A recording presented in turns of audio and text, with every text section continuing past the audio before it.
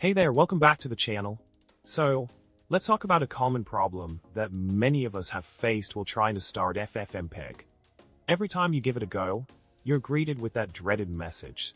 The application was unable to start correctly, 0xC00000005. On top of that, even though ffmpeg is in your system path, programs just refuse to acknowledge its existence. It's frustrating, right? But fear not. We got a solution for you. In this case, the solution lies in what Andrew Morton mentioned.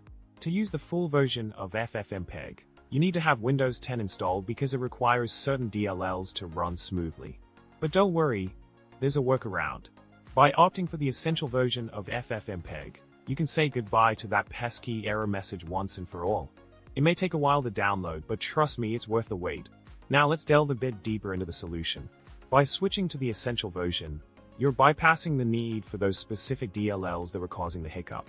This allows ffmpeg to operate seamlessly without any more 0xC00000005 errors. It's a simple fix that can save you a lot of headache in the long run. See? Sometimes the simplest solution is the most effective one. In summary, encountering errors like 0xC00000005 when trying to start ffmpeg can be a real headache.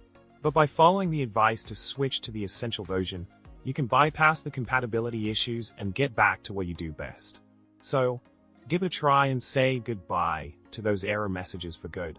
And if you found this video helpful, don't forget to like, subscribe, and leave a comment below. Remember, laughter is the best medicine for any tech trouble.